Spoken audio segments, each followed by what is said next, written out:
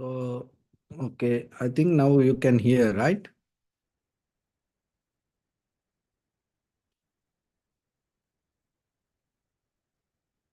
Okay.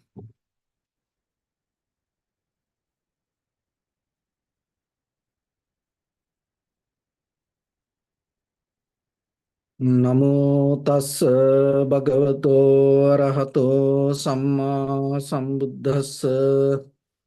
Namo tassa bhagavato arahato samma sambuddhassa.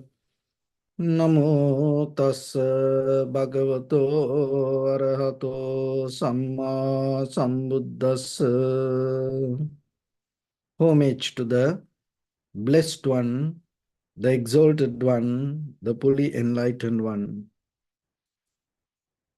So, dear Dhamma practitioners, in these ongoing meditation sessions, we bring different kind of ideas about this meditation, and at the same time, we bring different kind of basic practice to make your understanding more wider and more deeper, because when you become more clear with this understanding, your practice become more sharp. So at the same time, you have to remember, it doesn't matter how much methods or the patterns or the sutras or the angles we bring. It's always very important yourself to have a intention and set up a goal with practice meditation. Because end of this all, your intention is going to become the most important part. So that's why, even though you look for teachings, at the same time, you have to look into your deeper intention and you have to make it more clear, brush up and sharp. When the intention becomes clear, your practice going to become more sharp. When the practice going to become more sharp, the path going to become more and more trustful. You gain the confidence. So when you have that confidence towards the path you practice, your experience become more and more wider. And that is where you can see from different angles. And that is where you become matured with practice. So this all start with deeper your intention. So every day you have to look into yourself and make it more and more and more clear. Even sometimes you don't understand much teachings. Even you don't have a proper teacher. Even you don't know the basic practice. If your intention become more sharp and clear and accurate, and your goal become more clear within yourself, then the teaching is going to come towards you. Otherwise, even the Buddha in front of you keep teaching. If you don't have the clear intention, it's not going to work. So when it comes to this practice, this all based with our mind. Our purpose is making our mind more and more clear. And at the same time, uplifting the strength of the mind with awareness. So when it comes to mind always has a nature to make it kind of like a reasonable. Whatever you like or whatever you don't like. Always the mind has a method to make it reasonable. And that is where you're developing your comfort zone. So another way, your box itself mean your reasons. So through practice, through learning, through listening, through the culture, traditions, believing systems. So out of this all, we build up certain kind of reasons. And that is where we become comfortable. So when we say go out of the box mean, what does that mean? Go out of your own reason. But sometimes we like to know things, being settled down and becoming comfortable with our own reasons. But ultimate purpose of this all bringing change to ourselves. So the change means what? Change means you break down this reasoning mind. You get out this reasoning mind. But another thing is why we reasoning mind like this way? Why we reasoning all our experience like this? Because we all look for happiness. We all like to be happy. But at the same time, when it comes to life, you have to be very careful. Because happiness most of time can be very conventional. Even though it is reasonable, sometimes it may not going to become profitable. So make it profitable yourself. Make it profitable your actions, your bodily action, verbal and mental actions. Is one way that you cultivating your mind. And that is what called another way practicing. So then it is not easy because sometimes profitable things not make you happy.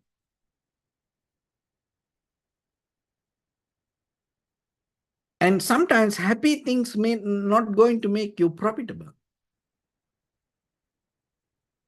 So then to make it profitable,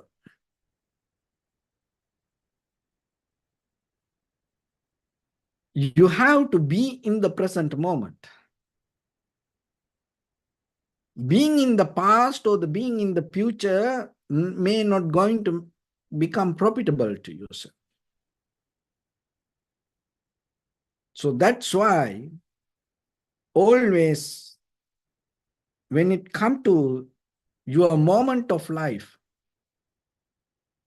you can make anything profitable to yourself and to others when you in tune to the present moment.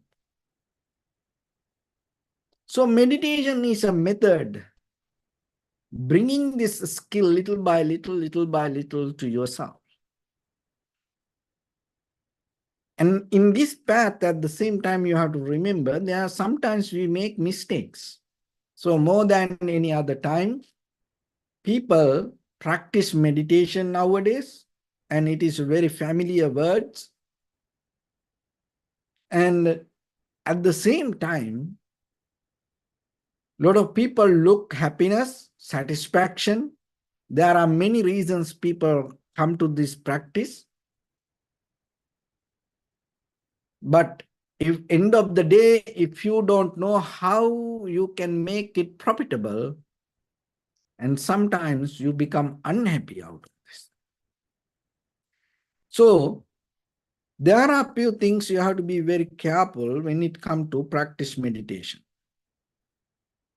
There are two kinds of truth in the world. So one is conventional truth, conventional reality, and another way it's called the relative truth and ultimate truth. So the relative truth means with your names, conditions, with the history, and whatever that you experience in the world related to relative truth. When time, space, matter, this all come to relative truth. Ultimate truth means even though we experience this all for a certain level, ultimately, depth of this all, we don't have anything kind of like a very permanent thing. So there are three things. One is impermanence, unsatisfactory nature, and selflessness. So those are go to ultimate truth. It doesn't matter the time, space, or the matter, these all three truths are equally applicable for any time, any place, anywhere.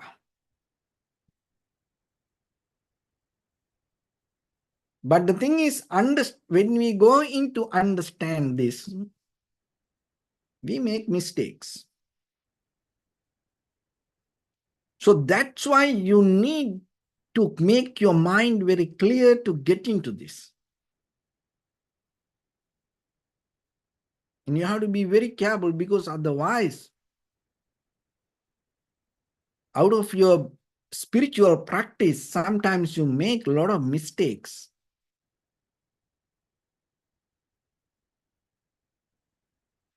So one of the important things you have to remember that you can't understand the relative truth bringing the ultimate truth mechanism. That means critical, analytical method or the understanding. Using that, you can't analyze this relative truth. That is one of the things. That's why, because when it comes to, just imagine very simple, like we all, this all belong to relative truth. So you and me, this everybody. And then when it comes to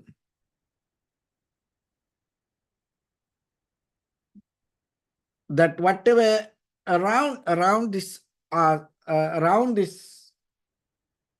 nature, around us, we have to accept it as something. Even though ultimately it is impermanent, it has an unsatisfactory nature, even though it is selfless.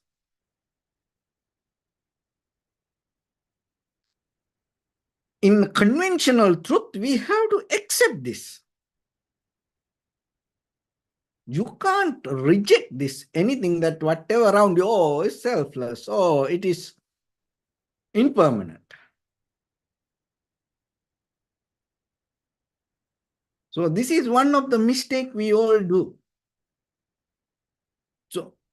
So that's why relative truth, you have to understand.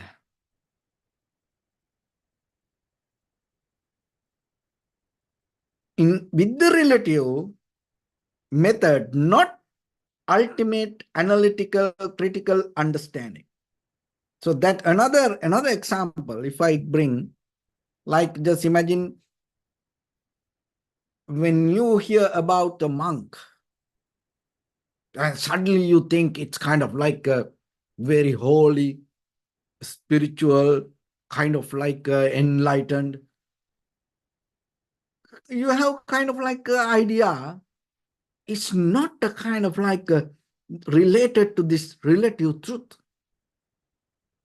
It is not kind of like belong to this conventional world. So if the monk do something, oh, then you get mad. You get disappointed. Why? Because when you hear the monk, even though it belongs to this relative truth, we are like to see it through this ultimate analytical, critical analytical telescope or the lens. It's very hard.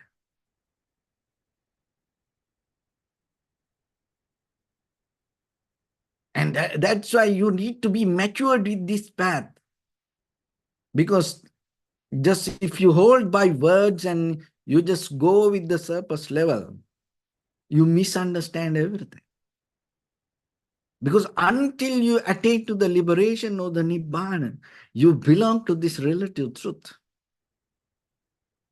So then just imagine, if you start to look the relative world through the ultimate truth lens, what will happen to you? Can you see something? You can't see. So then in between this, always remember relative truth, ultimate truth. In between this, there is something you have to cultivate while you're practicing this. That is what called love and compassion. It has ability to balance the path. Otherwise, if you hold it to the relative truth or the ultimate truth, without the love and the compassion, then things can go wrong. So when it comes to the love and compassion, so then we go into different line now. So when it comes to love and compassion, you have to remember this love doesn't mean that what you like. Because when it comes to very conventional level, in the relative truth, there are two powerful things create our journey. That is fear and love. It's kind of like a left and right, fear and love. The fear that you have is so strong, and the love you have also so strong, that you may do things because you love it, and you have to remember the fear that you carry has the same power. You can perform things to the same level like that, whatever you do with the love. And sometimes we don't look into it. So in the conventional level, with this emotion and in the relative truth, if you caught up with this love or fear, the both going to take you to the same place. It is amazing. Love can take you to the prison, fear can take you to the prison. Love can take you to the hell, fear can take you to the hell. Love can take you to the heaven, fear can take you to the heaven. So you have to be very careful about this. In conventional level, you can do good things because you love it, and you can do good things because you're afraid for it. You can hate things because you love it. You can hate because you're afraid for it. You can blame to people because you love that people. You can blame to that people because you're afraid for that people. You can kill things because you love it. You can kill because you're afraid for it. And people in the larger scale, when it comes to society, nations, they do things because they love their nations, and at the same time, they can kill others because they're afraid for others. So, it doesn't matter whatever you love or whatever you're afraid. And sometimes it can make you more disciplined when you love something. And when you're afraid for something, that also can make you disciplined.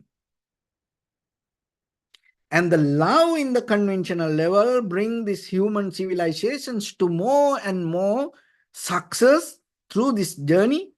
And at the same time, unnecessary fear also became kind of like a protection to us. And it helped to all these civilizations to become more advanced.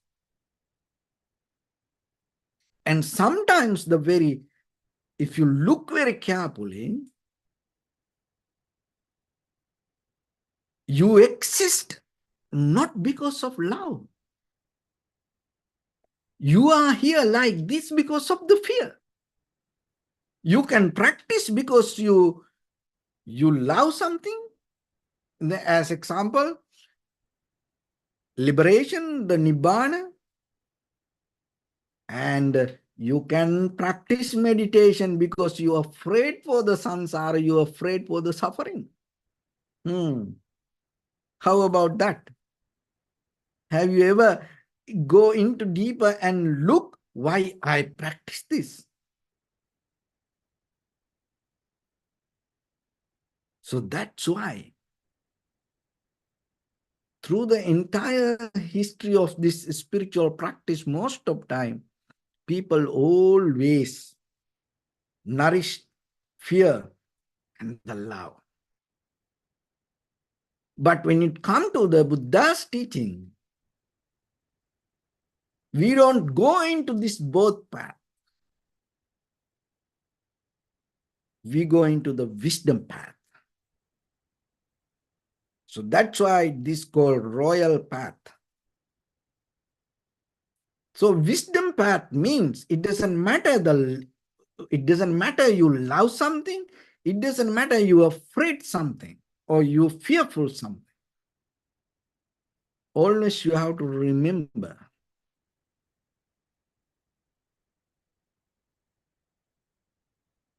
be wiser out of that environment.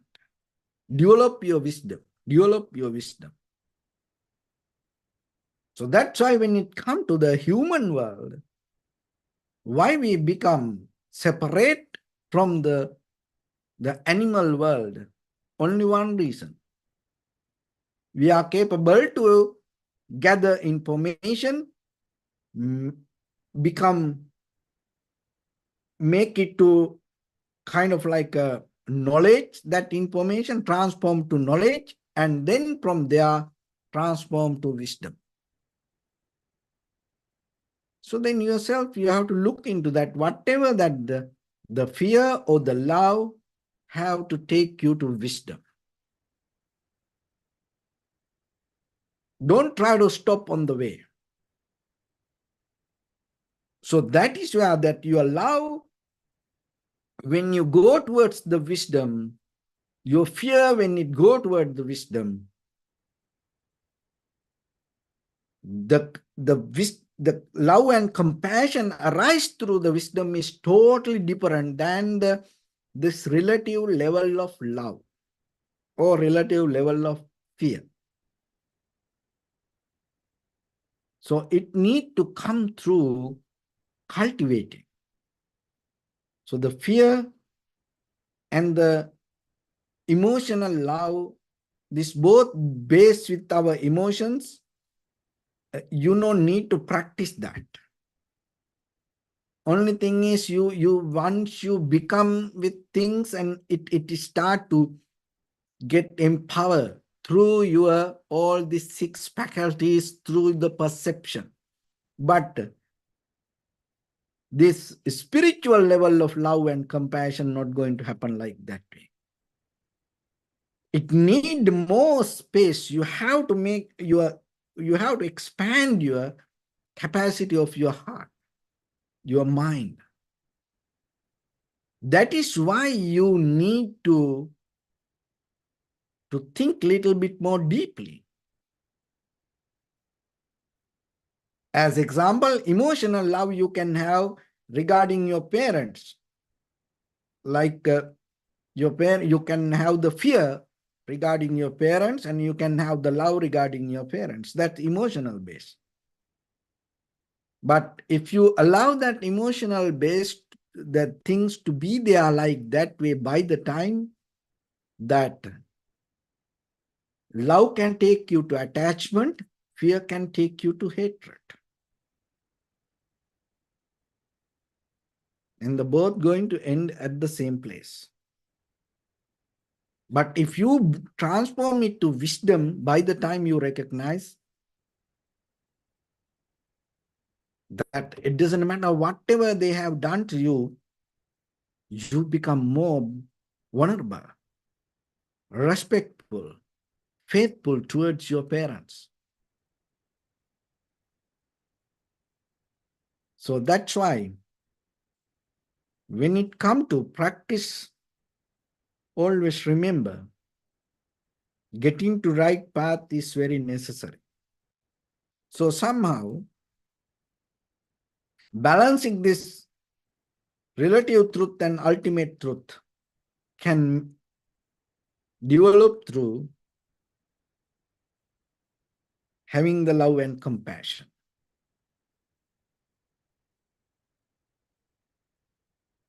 And another thing is, so one thing is when we talk about, one of the mistake we do when we talk about the relative truth, conventional truth or this conventional life, what we do, we use this ultimate truth or the critical analytical method to recognize this conventional world. Then things going to become more miserable.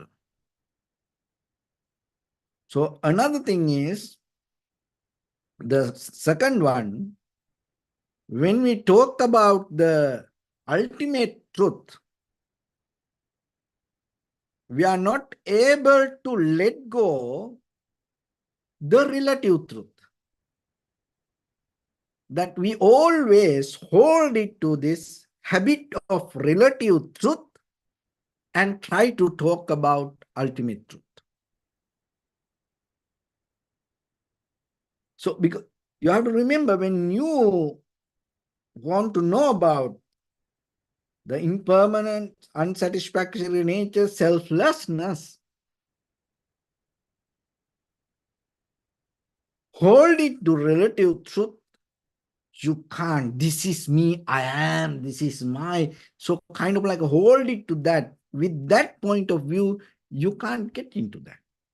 So you have to kind of like have a bird eye view, or you have to withdraw from the self-centered point of view.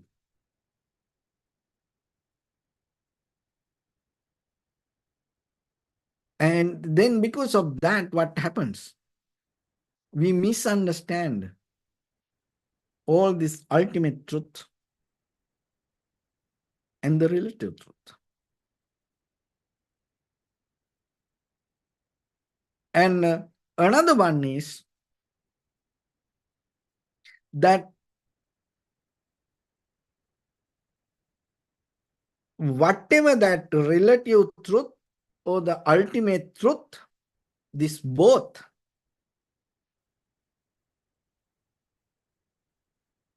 we talk in the frame of relative truth.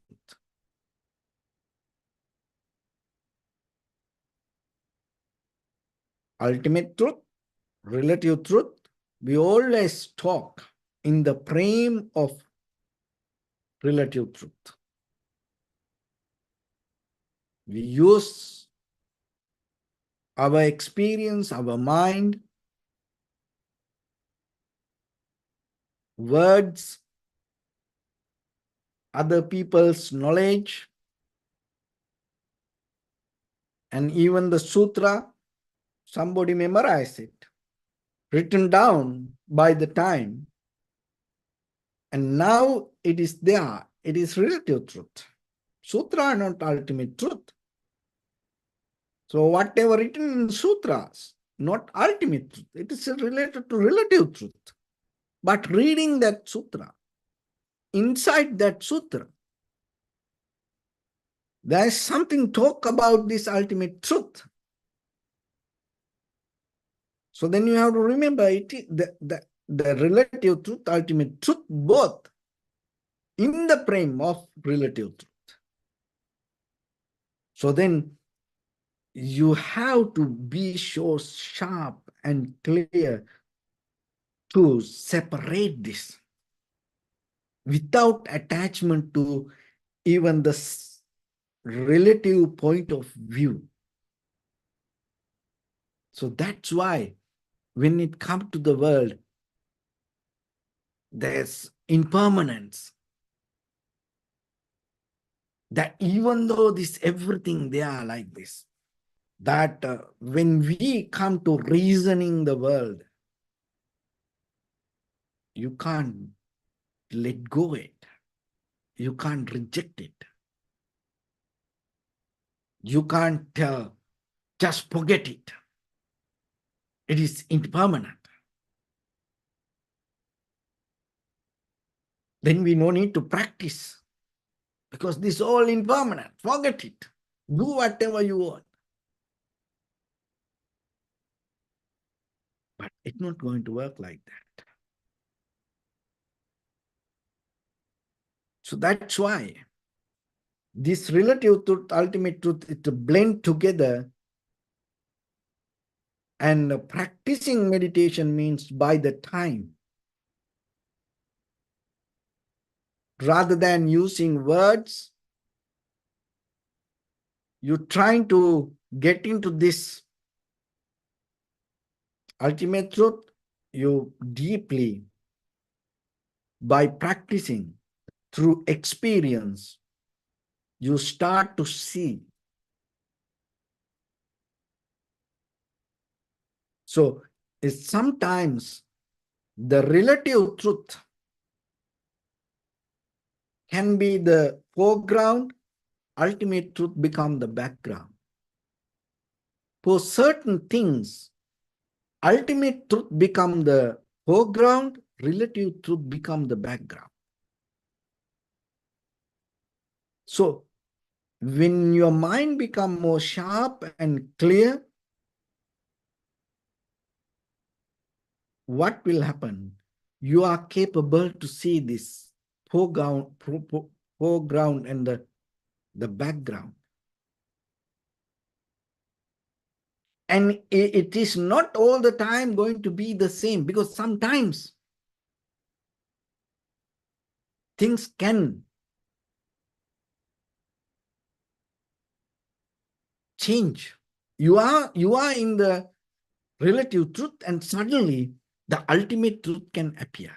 But then suddenly disappear. See, sometimes, people live with us and suddenly you hear the message, oh, this person died. In that very moment, most of us cannot get it. Even we get it, most of the time we try to hold it to this relative truth, and we try to kind of like reason it.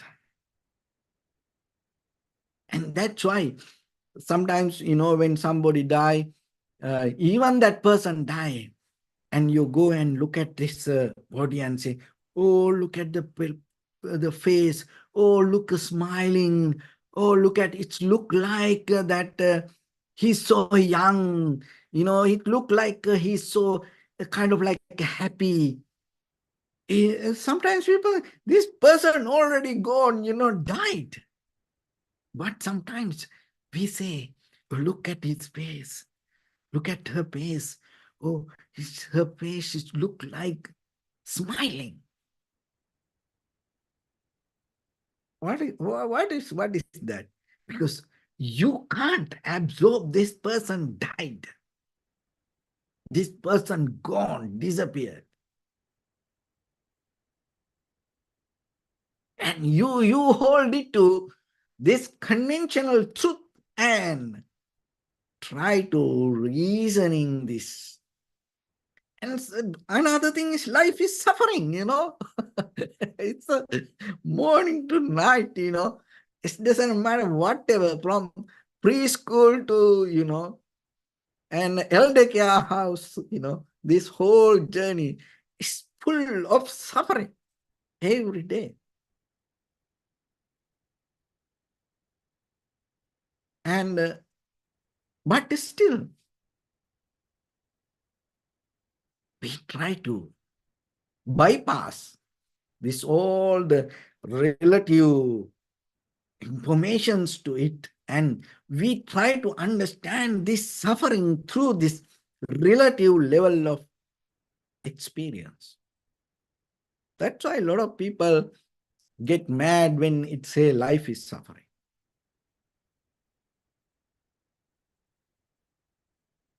So then always remember, don't use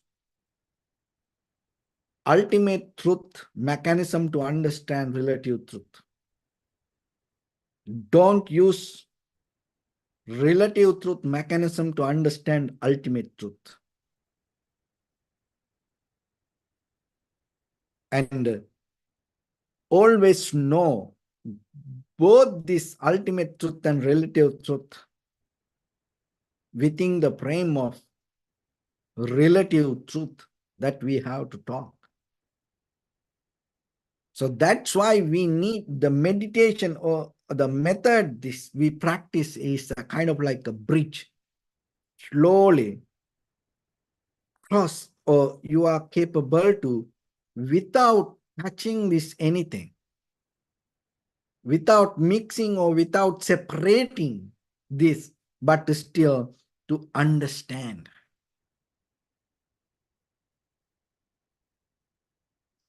how this both blend together. That's why it's a skill. That's why you need to practice. Otherwise, by just thinking, you can't get it. So then always remember yourself. Look into you. Look into you. And when situations come, when something happened to you, look that before it happened, how you thought about this and what kind of ideas you had about it. Evaluate yourself, your own experience. And that is where you become more humble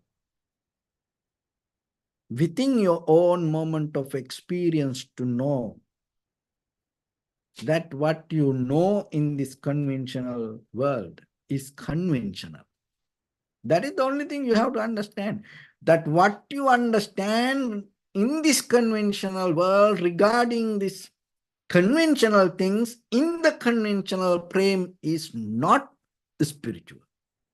When the day you understand that, you slowly start to get the ultimate truth. So with that, let's get into practice a little bit now. So your right palm on your left and neck head straight in one line and be comfortable with your posture.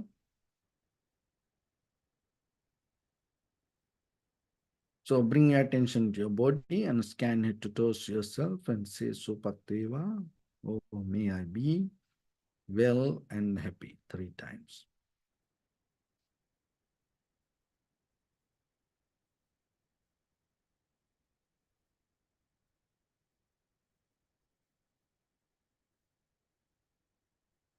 Take a moment and think. We gathered here in this moment to practice this ancient meditation technique. All the Buddhas, all the enlightened masters followed this path and achieved wisdom. So we also gathered here to accumulate that knowledge. In this moment with this sitting, may my body become more comfortable, may my breath be more smooth, may no difficulties come to me, may all the success come to me. Also think for a moment, this is the last moment we're spending in this very lifetime, and detach your mind from all your past memories and as well as any kind of future thoughts.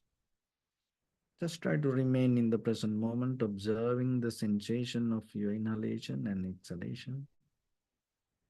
So in the beginning, deeply and gently, breathe in, breathe out 3 times and find the sensation, please.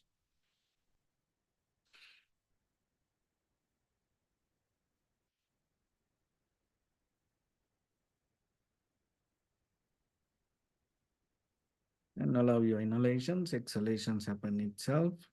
And when it happens through the sensation, recognize it, do nothing extra.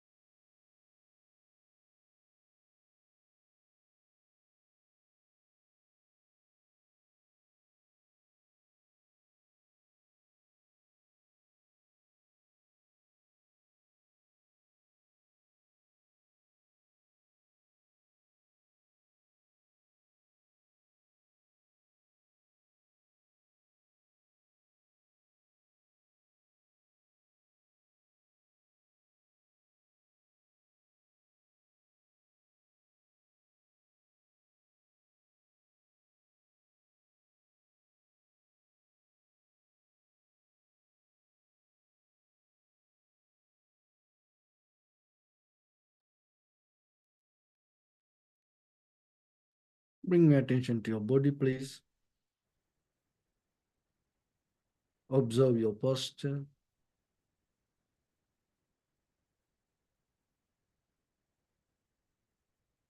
We cultivate loving kindness and compassion in our heart and radiate it as a light through entire your compound, village, city, state, country, world, around this universe. Also as far as you can through galaxies, other planets, stars. Reminding yourself like this. With clear intention, mentally repeat after me. May all living beings in this universe be well and happy.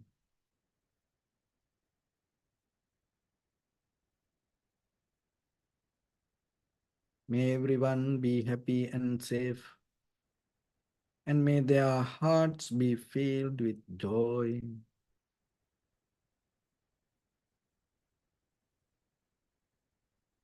May all living beings live in security and in peace. Beings who are frail or strong, tall or short, big or small, visible or not visible, near or far away, already born or yet to be born. May all of them dwell in perfect tranquility. Let no one do harm to anyone. Let no one put the life of anyone in danger. Let no one out of anger or ill will wish anyone any harm.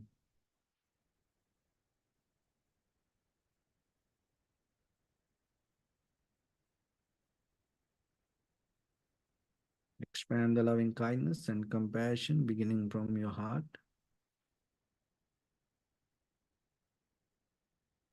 Forward, visualize yourself and send it as a light.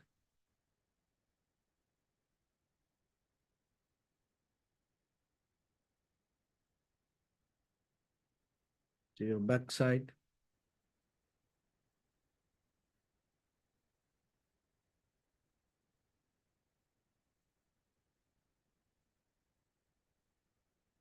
to your left side,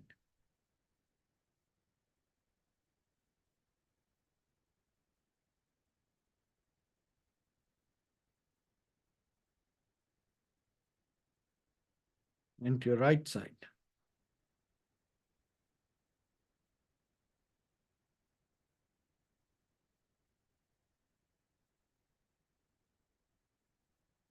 Downward,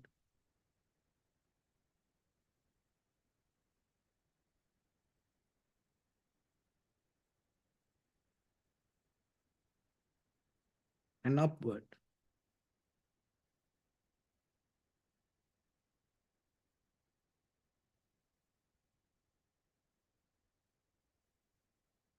To all six directions at once, like the moon, the sun, spread the light, spread the energy without any condition, without any limitation, without any resistance or without any judgment. Let your heart to shine with the loving kindness and compassion from the bottom of it, with the maximum effort to the highest, wishing yourself, may all living beings in this universe be well and happy.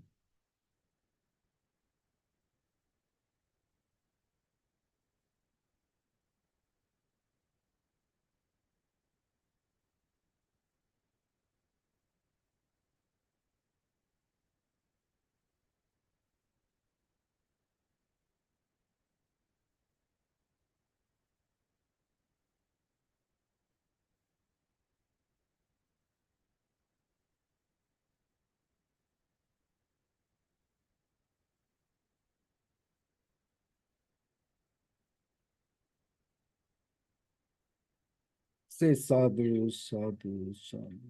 So first of all, we offer this practice to the great qualities of the Buddha, Dhamma, and the Sangha.